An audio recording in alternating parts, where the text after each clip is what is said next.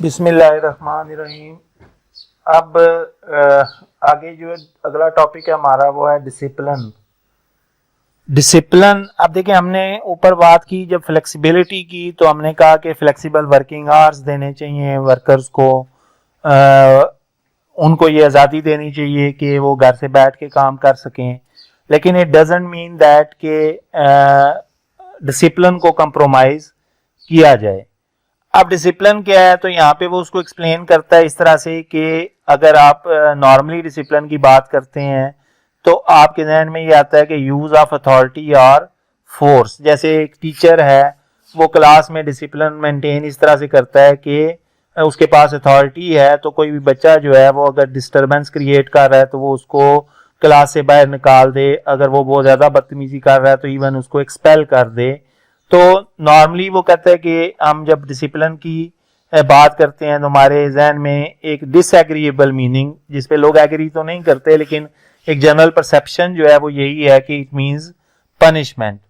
लेकिन वो यहाँ पे जब डिसिप्लिन की बात करेगा तो डिसिप्लिन मींस लर्निंग, ठीक है। जो लैटिन वर्ड है ओरिजिनल, उसके अकॉर्डिंग उसको वो देख रहा है as in the discipline of management along a set of rules, के जो बेसिक रूल्स हैं डिसिप्लिन का मतलब ये है कि उनको फॉलो किया जाए प्रॉपर वे में, ठीक है।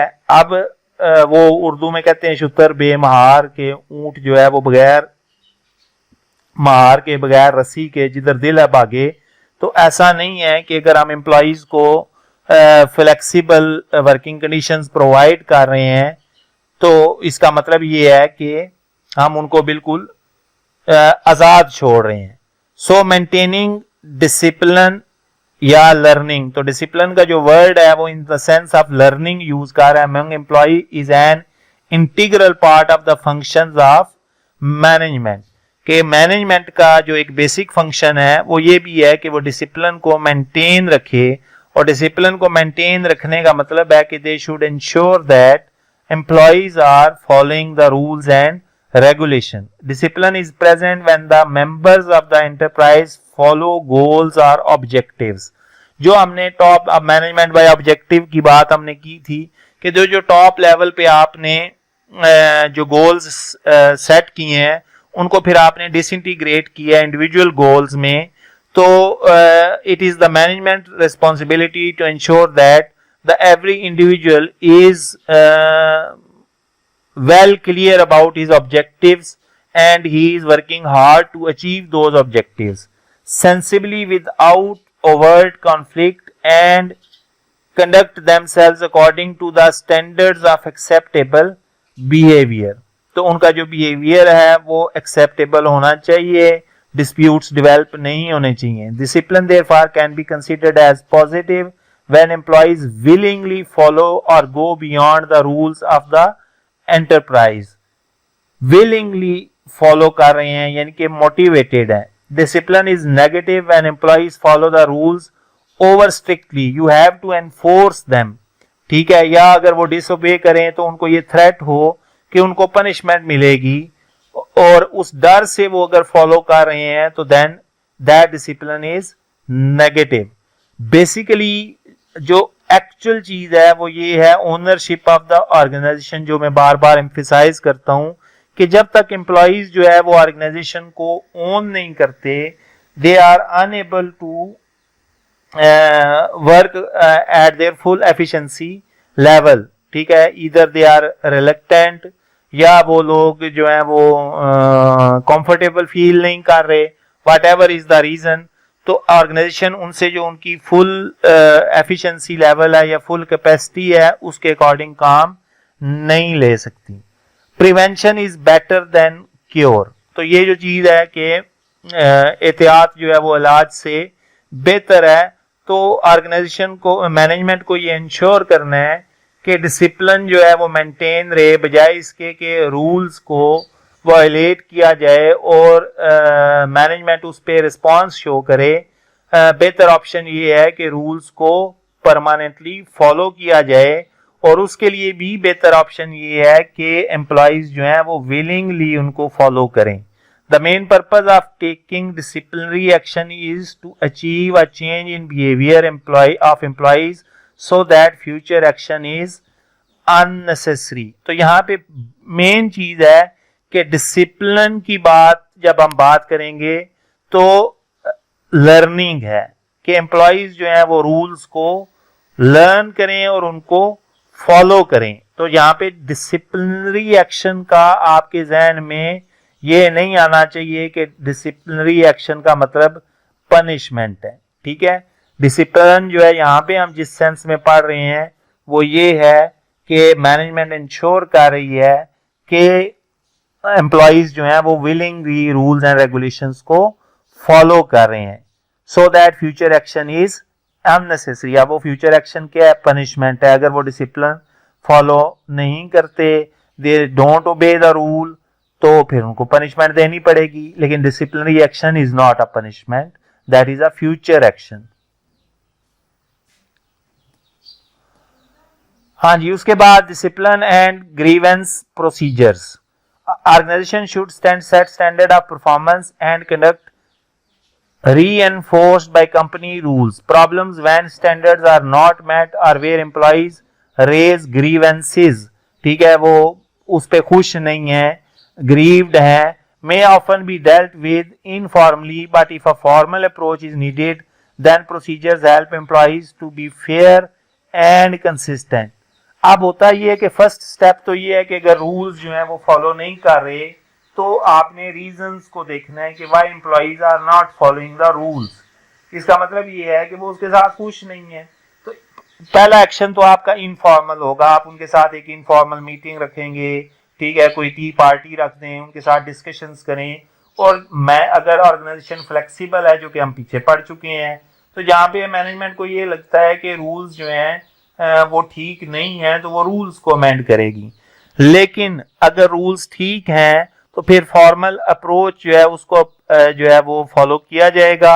Again in that case procedures help employers to be fair and consistent. वो प्रोसीजर्स पहले से रिटन डाउन होंगे, वो कन्वेड होंगे एम्प्लॉय को, ताकि अगर आप एम्प्लॉय को डिसमिस करते हैं, उसको कोई और पनिशमेंट देते हैं, तो वो आपके खिलाफ केस ना कर सके, क्योंकि आपने पहले से उसको कन्वे किया है कि अंडर सर्कमस्टांसेस उसको ये पनिशमेंट मिल सकती है.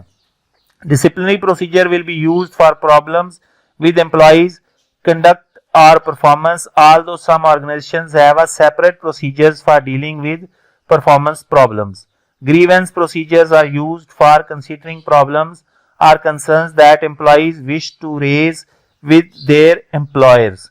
तो सबसे पहले ग्रीवेंस जो प्रोसीजर्स है उनको यूज किया जाएगा. There are three principles. Rules and procedures provide a framework for behavior and performance.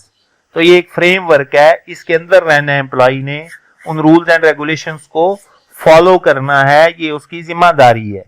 Discipline and grievance are about people not processes.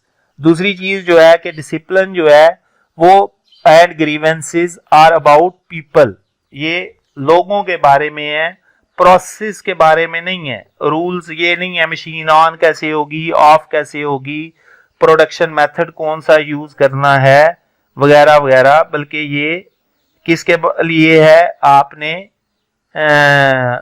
लोगों के लिए. In most cases employer should aim to improve and not to punish. वो वाली बात मैंने आपको बताई कि जो ग्रीवेंस आ रही है, ठीक है, डिस्ट्रेस आ रहा है, एक अनसेटिस्फैक्टरी सिचुएशन जो है वो डेवलप हो रही है, तो पहली अप्रोच आपकी क्या होगी? इनफॉर्मल डिस्कशन आप करेंगे और employer should aim to improve and not to punish. इधर आप जो है वो कन्विंस करने की कोशिश करेंगे एम्प्लॉइज को कि अगर वो रूल्स को फॉलो करते हैं तो ये उनके अपने बेनिफिट में है, और अगर आप रूल्स में वाकई ही एम्प्लॉई आपको कन्विंस कर लेता है कि there are issue with rules, तो आप उसको चेंज करने की कोशिश करते हैं. लेकिन पहले स्टेप में ही आप पनिश करने की कोशिश नहीं करते. In well managed organisation disciplinary procedures may not be needed very often, but if problem does arise then they are vital. अब डिसिप्लिनरी प्रोसेस क्या है, अगेन वही है कि एम्प्लॉइज जो है वो रूल्स को फॉलो करें. Good procedures can help organisation to resolve problems internally and avoid labour tribunal claims. अब वो लेबर ट्राइब्यूनल क्लेम्स क्या है, यही है कि आपको डिसमिस करना पड़े उसको, आप उसको पनिश करें और वो आपके खिलाफ मुकदमा कर दे अनफेयर डिसमिसल का और आपसे वो क्लेम कर ले, आपको जुर्माना देना पड़े. The statutory procedures and code of practice. अब स्टैट्यूटरी प्रोसीजर्स क्या हैं, वो प्रोसीजर्स हैं जो कि लॉ ने मेंशन किए हुए हैं. ठीक है, लीगली उन प्रोसीजर्स को फॉलो करना जरूरी है. कोड ऑफ प्रैक्टिस जो है, कोडिंग की बात मैं और ये आपको कर चुका हूं कि उसको हम एक पर्टिकुलरली रिटन फॉर्म में जब किसी चीज को लेके आते, जैसे आपका ये नहीं है दफा 302 दफा 300, तो ये कोड है ना. 302 क्या है, कोड है. Although organization can be flexible about how formal or extensive their procedures need to be, there is a statutory procedure they must follow as a minimum if they are contemplating dismissing an employee. ठीक है, तो आप procedures अगर आप disciplinary action ले रहे हैं, अब डिसिप्लिनरी एक्शन क्या है कि आप एम्प्लॉय को पनिशमेंट दे रहे हैं, अब ये दूसरे सेंस में यूज हो जाएगा. ठीक है, और imposing certain kinds of penalty short of dismissal such as suspension without pay or demotion. आप उसको डिमोट कर देते हैं, उसको उसके ओहदे में कमी लेके आ जाते हैं, तो उसके लिए कुछ स्टैट्यूटरी प्रोसीजर्स हैं जो कि आपको हर सूरत फॉलो करने हैं. Unless employers follow the statutory procedure, labor appellate tribunals will automatically find dismissals unfair. अगर आपने उनको फॉलो किए बगैर आपने उसको डिसमिस किया है, अब यहाँ पे वो सिर्फ डिसमिसल की बात कर रहा है, लेकिन आपने उसकी पे रिडक्शन की है या उसको डीमोट किया है या उसको सस्पेंड किया है, तो उसको अनफेयर कंसीडर किया जाएगा अगर आपने स्टैट्यूटरी प्रोसीजर्स, वो प्रोसीजर्स जो कि by law, country law required है, उनको आपने फॉलो नहीं किया. The statutory procedure involves the following 3 steps. A statement in writing of what it is the employ is alleged to have done. उसको आपने एक इन रिटन जो है वो प्रोवाइड करना है, वो सारे डिटेल में एक्सप्लेन करना है कि उसने बेसिकली गलत क्या किया है. A meeting to discuss the situation, फिर आपने उसके साथ मीटिंग रखनी है.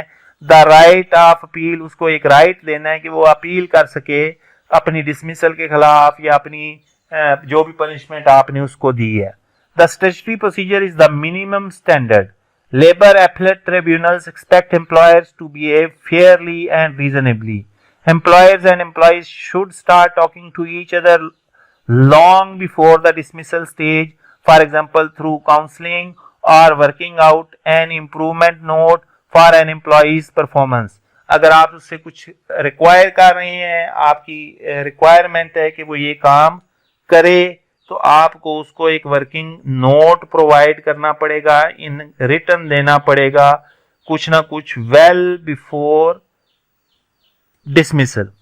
ठीक है, कि वो अपने आप को इंप्रूव कर सके, और अगर उसके कुछ इश्यूज हैं तो वो आपके साथ डिस्कस कर सके.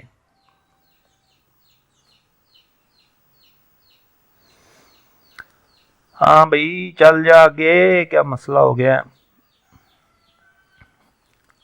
System is slow. बंद ना हो जाइए अब.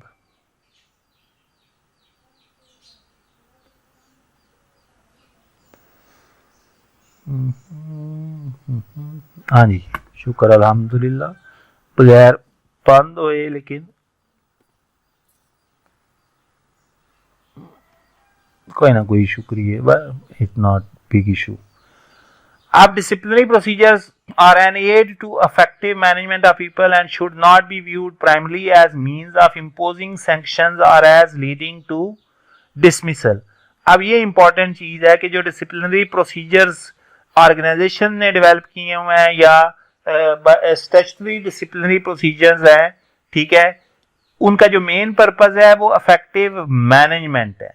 ठीक है, क्योंकि रूल्स एंड रेगुलेशंस मैनेजमेंट को पता है या मैनेजमेंट में डेवलप किए हुए हैं, उन रूल्स एंड रेगुलेशंस को प्रॉपरली कन्वे करना, उनके अकॉर्डिंग एम्प्लॉयज को ट्रेन करना, उस एनवायरनमेंट को इस तरह से इम्प्लीमेंट करना कि एम्प्लॉयज जो हैं वो विलिंगली उसको एक्सेप्ट करें। ये सारी चीज़ें जब होंगी तो इफेक्टिव मैनेजमेंट ऑफ पीपल होगी। इनका जो प्राइमरी पर्पस है वो ये नहीं है कि आप यूं करेंगे तो हम आपको निकाल देंगे जी, आप यूं करेंगे तो हम आपको निकाल देंगे। तो हर वक्त एम्प्लॉय के सर पे जो है वो एक तलवार लटक रही हो जी, मुझे किसी भी वक्त जो है वो ऑर्गेनाइजेशन से निकाला जा सकता है। Where dismissal does occur, employees may make a complaint to an labour tribunal if they believe and labor tribunal if they believe they have been unfairly dismissed, although ordinarily the employee must have 1 year's service। ठीक है, तो अब इसके लिए ये शर्त है कि उसकी कम से कम 1 साल की सर्विस होगी, तो तभी वो अपील कर सकता है। It is for the employer to show the reasons for, अब चूंकि एम्प्लॉय तो केस कर रहा है तो अब एम्प्लॉयर ने ये साबित करना है कि उसकी जो रीजंस फॉर द डिसमिसल थी वो फेयर थी। उसने एवं ही अपनी को पर्सनल ग्रज नहीं थी, उसकी कोई पर्सनल डिस्प्यूट नहीं चल रहा था एम्प्लॉय के साथ, बल्कि फेयर रीजंस की वजह से उसको डिसमिस किया गया है। The tribunal will determine whether the dismissal was fair और unfair and will take into account the size and administrative resources of the employer in deciding whether they acted reasonably or unreasonably। ठीक है, तो tribunal जो है वो देखेगा size and administrative resources. देखे ना, अब हमने बात की थी उसके साथ कम्युनिकेट करना है, उसको बताना है इन रिटर्न, उसके साथ काउंसलिंग करनी है, तो ये सारी जो चीजें हैं वो एडमिनिस्ट्रेटिव रिसोर्सेज उसके पास कितनी है। अब एक सोल ट्रेडर है तो उसमें कोई पूरी आपकी एडमिनिस्ट्रेशन की जो है वो चेन नहीं होती, कोई प्रॉपर जो है वो rules and regulation in written form नहीं होते, तो सोल ट्रेडर जब किसी को निकालेगा तो वो निकाल देगा। अब वो अनरीजनेबल है या रीजनेबल है, तो हो सकता है कि वो सोल ट्रेडर जो है वो खुद से भी इतना पढ़ा लिखा ना हो, ठीक है, उसके पास अपने पास इतनी तालीम ही ना हो कि वो इनको अंडरस्टैंड कर सके, तो इन दैट केस उसको अनफेयर नहीं कंसीडर किया जाएगा। The code of practice provides guidance on good practice in disciplinary and grievance matters in employment and includes information on the right to be accompanied at a disciplinary or grievance hearing। ठीक है, कि उसको proper information मिलनी चाहिए थी जब क्या कहते हैं, जब हियरिंग हो रही होगी तो दोनों तरफ को राइट दिया जाएगा कि वो अपना अपना पॉइंट ऑफ व्यू जो है वो एक्सप्लेन करें।